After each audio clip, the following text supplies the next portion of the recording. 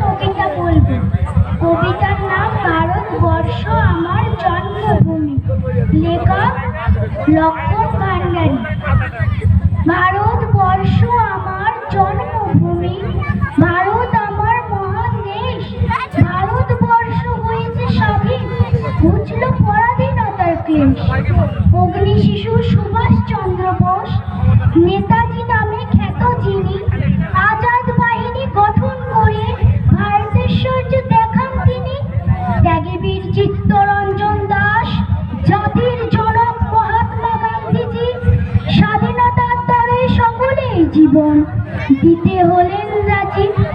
বিনয় বাদল দীনেশ আর স্বাধীনতা সংগ্রামী ক্ষুদিরাম ফাঁসির মঞ্চে গেয়ে গেলেন দেশের স্বাধীনতার জয়গান।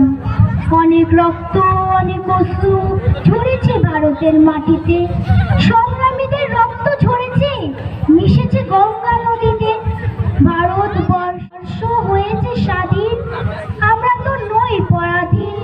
স্মরণ করি আজকে তাদের, শোধ করতে সেই রক্ত ঋণ। ভারতবর্ষ আমার সর্বভূমি,